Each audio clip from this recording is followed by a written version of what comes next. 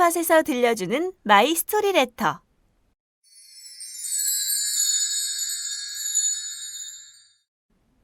무릎에서 사서 어깨에서 팔아라. 주식 안 하는 분들조차 이 격언은 알고 계시더군요. 주식을 하고 계신 분들이라면 대부분 공감하는 격언이 아닐까 생각합니다. 저 역시 중요하게 생각하고 많은 걸 깨닫게 해준 격언입니다. 대부분 무릎에서 사서 어깨에서 판다는 말을 욕심내지 말라는 뜻으로 이해합니다. 맞는 말이지만 그렇게 한정짓기에는 너무 많은 의미가 담겨 있다고 생각하죠. 어디가 무릎인지 알아야 살 것이고 어디가 어깨인지 알아야 팔 텐데 대부분 이 자리가 무릎인지 어깨인지 모르기 때문에 어깨쯤 오르고 나서야 저기가 무릎이었네 하고 매수 못한 걸 후회하고 운 좋게 매수했다면 고점에서 못 팔고 하한가 때려 맞으면서 어깨에서 팔았어야 하는데 하며 후회하게 됩니다. 그래서 이 격언은 욕심의 문제고 심리의 문제로 귀결되는 것이죠. 상승하기 위해 선결되어야 하는 것은 하락의 마침입니다. 하락이 끝났음을 알 수 있는 유일한 신호는 유의미한 상승이기 때문에 주봉 보고 월봉 보고 수년간 횡보를 하는 종목을 찾았다 하더라도 이제 상승만 남았다고 하락은 끝난 거라고 단정 지을 수 없다는 겁니다. 물론 바닥에서 잡는 방법이 전혀 없는 것은 아니지만 장기 차트에서 바닥을 잡는다는 것은 시간 많은 개미가 물타기로 승부수를 날릴 돈마저 충분할 때나 한번 잡아보는 매매 방법이며 기법이 출중하고 신법이 탁월해 돈법마저 깨우친 이들이 오직 돈질로서 추세를 돌려 세우리라는 의지를 천명하고자 할 때뿐이겠죠. 대다수의 트레이더에게 횡보 추세는 시간적인 문제가 늘 발목을 잡게 되며 타임 리스크는 심리적으로도 불리한 매매를 하게 만들어 빠른 익절이나 늦은 손절을 가져옵니다. 그래서 가치 투자, 장기 투자 하시는 분들 저는 정말 대단하다고 생각합니다. 각설하고 유의미한 상승이란 전 고점을 돌파하는 상승을 말하고 여기가 바로 무릎이 됩니다. 굳이 파동으로 얘기하면 2파 끝나고 3파가 시작해서 1파의 고점을 돌파하는 것을 말하며 저점이 높아지는 쌍바닥을 만들어도 골짜기 사이에 고점을 돌파해야만 상승세로 돌아섰다라고 생각할 수 있습니다. 역 헤드앤숄더라면 어깨를 돌파하고 올라서야 이제 상승하는구나 라고 생각할 수 있는 것이죠. 그래서 무릎에서 사서 어깨에서 판다는 건 파동으로 따지면 3파를 먹겠다는 건데 3파가 1파의 고점을 뚫고 올라가는 시점에 매수해서 3파가 꺾일 때 판다는 말이 되지만 어깨라고 단정 짓기에는 좀 이르다는 느낌이 있으므로 5파까지 확인하고 3파 고점을 깨고 떨어질 때 팔아야 한다는 뜻이 됩니다. 즉 3파도 온전히 다 먹을 수는 없습니다. TS를 걸어 기법적으로 해결하는 방법도 있겠지만 대부분 온전히 먹기는 어렵다고 생각합니다.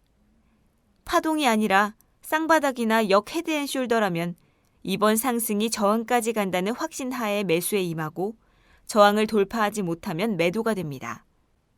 결국 이런 매매는 자연적인 상승 하락이 장기간에 걸쳐 내재 가치에 따라 움직인다는 가정을 깔고 추세를 추종하여 수익을 내는 방법으로 TS를 비롯한 다양한 기법을 융통성을 가지고 적용할 수 있으며 철저한 자금 관리와 분할 매수, 분할 매도 및 매수 후에도 아니라는 판단이 들면 바로 빠져나오는 일명 찔러보고 아니면 빠져나오고 맞으면 눌러앉는 기법이 됩니다.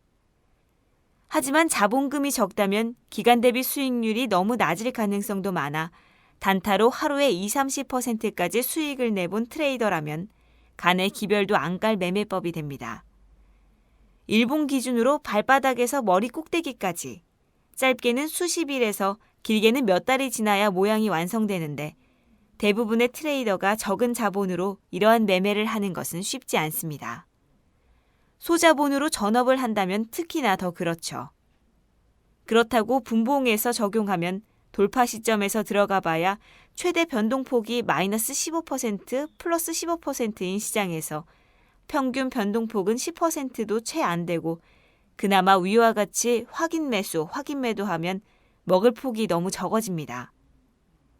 만일 이익을 늘리기 위해 홀딩을 하겠다면 일봉에서의 위치도 고려해야 하는데 분봉 매수 시점으로 비추어 볼 때 상충하는 부분이 생기게 됩니다.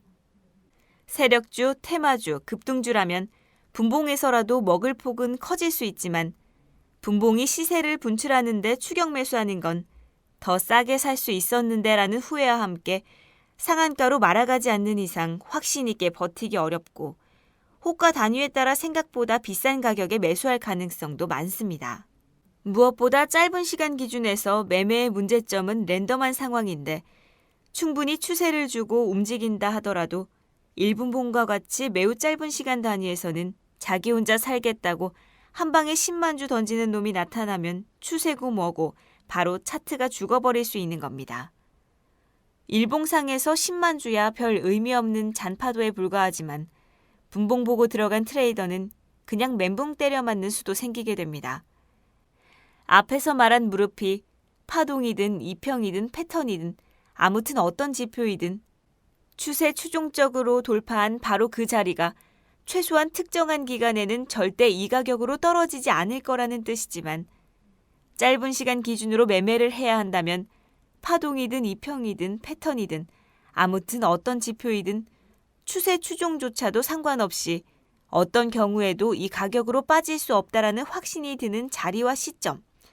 그러니까 내가 산 자리로 다시 돌아오지 못하므로 상대적으로 바닥일 수밖에 없는 자리를 찾아야만 합니다.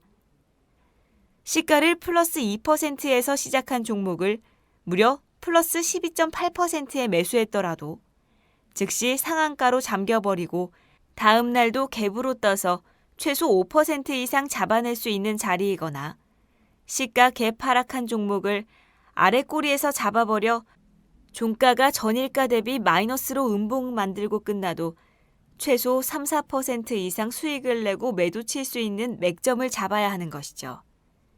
이런 식의 매매는 근본적으로 시장 심리를 기본으로 지지와 저항을 이용해 매매하는 방법으로 추세선 또는 전저점, 전고점을 바탕으로 가로선 찍찍 그어 지지와 저항을 찾아내는 방법과는 어느 정도 괴리가 존재합니다.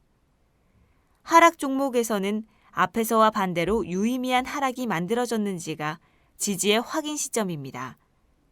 내가 진입하는 시점에서 볼 때 내 앞에서 인위적인 움직임이 일어났고 얼마의 시간 동안 어느 만큼의 변동성을 가지고 그에 걸맞는 적절한 거래량을 통해 다른 트레이더들이 리스크를 끌어안고 죽어갔는지를 가늠하고 매수에 들어가게 됩니다. 상승하는 종목은 대다수의 트레이더가 기꺼이 리스크를 부담하는 것을 분봉상에서 목격했음에도 특정한 시간 내에 아무도 죽어나가지 않았음을 거래량으로 확인하는 자리가 저항을 돌파하기 직전이 됩니다. 그러나 무엇보다 중요한 것은 바닥에서 사는 것입니다. 바닥에서 살 수 없다면 내가 산 자리가 바닥이어야 합니다. 내가 매수한 가격으로는 당분간 다시 내려올 수 없어서 상대적으로 바닥인 그런 자리에서 사야 합니다. 욕심이 목구멍까지 차서 발바닥부터 머리 꼭대기까지 다 먹겠다는 것이 아니라 단 1%밖에 못 먹더라도, 아니 1년 내내 단 한 번 못 먹더라도 그런 자리가 아니라면 절대 들어가지 않겠다는 마음이 이 바닥에서 숨 끊어지지 않고 버티는 방법이라고 생각합니다.